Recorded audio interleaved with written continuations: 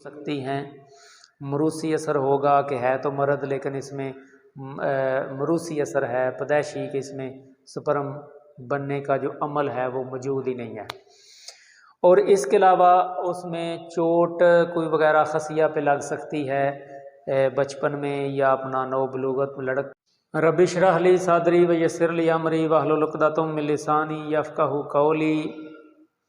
तमाम अहबाब को अस्सलामु अलैकुम वरहमतुल्लाहि वबरकातुहू।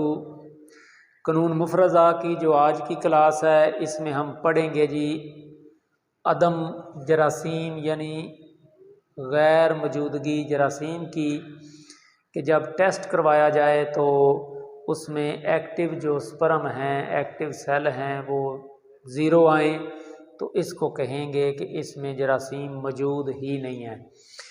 तो इसको इंग्लिश में कहेंगे जी अब्सेंस ऑफ स्पर्म या एजोस्पर्मिया। एजोस्पर्मिया से मुराद यानी कि स्पर्म मौजूद ही नहीं।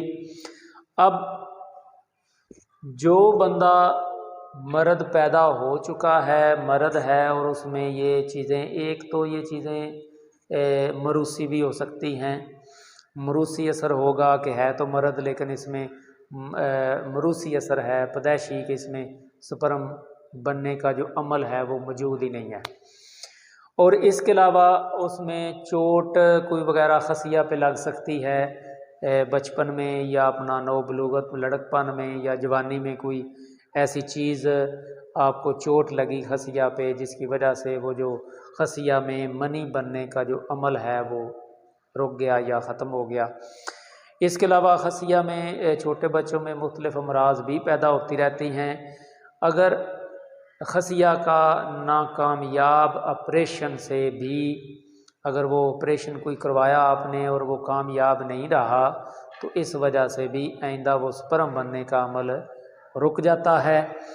इसके अलावा और मामला है कि कुछ हजरात पहले तो वो जवान ठीक ठाक अपना तंदुरुस्त और बाकायदा एक नौजवान मर्द मौजूद होते हैं, स्पर्म उनमें मौजूद होते हैं, लेकिन किसी हादसा या इस तरह के शिकार की वजह से कि गैर फितरी जिनसी फेल, गैर फितरी जिनसी फेल यानी कि अपने आप को कोई ऐसी दवा बार बार खिला के तो ज़्यादा कसरत मुबाशरत यानी कि कोई टीका वगैरह भी चल जाता है, टीका है या इस तरह की और काफ़ी सारे हैं टोटके हैं ऐसे जो इस्तेमाल करके जब उनकी मनी की बजाय खून आना शुरू हो जाता है तो तब उन्हें समझ आती है कि ये हमने आप खुद से कितना जुल्म कर लिया। तो जब उनका फिर जब वो ठीक हो भी जाते हैं लेकिन वैसे वो तंदुरुस्ती महसूस करते हैं कि मैं ठीक हूँ, लेकिन जब उनके अगर इस तरह की ज़रूरत पेश आए तो जब स्पर्म की अपना टेस्ट वगैरह कराया जाता है तो उनमें भी एजोस्पर्मिया का मसला आ जाता है। अब इसमें कानून मुफरज़ा हो या कोई और हो, इसमें नब्ज़ वगैरह का तो कोई तल्लक ही नहीं, ये किसी नब्ज़ पे भी ये मामलात हो सकते हैं।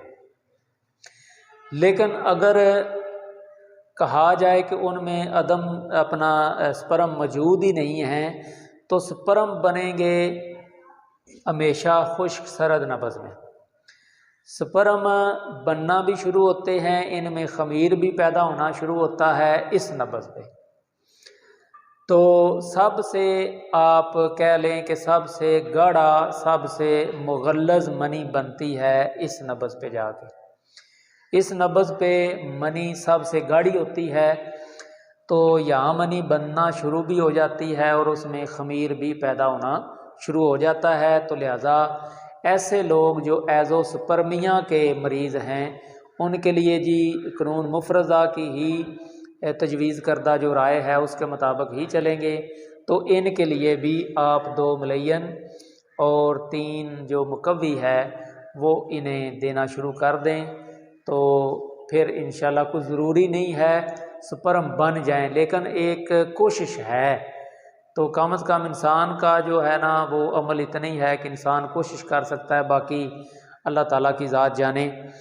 तो हम अगर कोशिश करेंगे तो उसको खुश्क सरद ही और खुश्क गर्म दवा देंगे تو 2 ملین میں جو چیزیں آئیں گی اس میں مغز کرنجوا ہے، پوست آملہ 2 تولہ لے لیں، پھٹکڑی بریاں کر کے 4 تولہ، اور حلیلہ سیاہ کالی ہرڑ یہ آپ بریاں کریں یہ 8 تولہ۔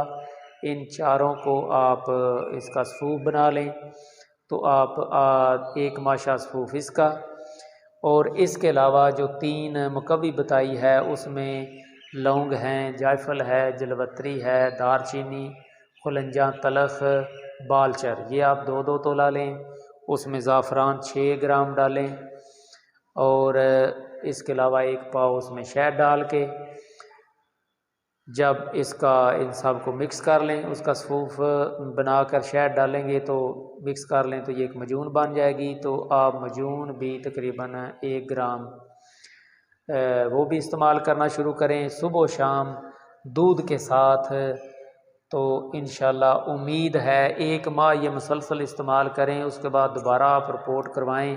تو اگر پہلے 0 تھے تو کم از کم 5% یا اپنا 10% اگر ہو گئے ہیں تو سمجھیں کہ امید ہے کہ یہ بندہ ٹھیک ہو جائے گا۔ تو مجھے امید ہے کہ یہ جو ایزوسپرمیا کی جو ویڈیو تھی یہ آپ کو پسند آئی ہوگی۔ انشاءاللہ ملتے ہیں اگلی ویڈیو میں، تب تک کے لیے اجازت، اللہ حافظ۔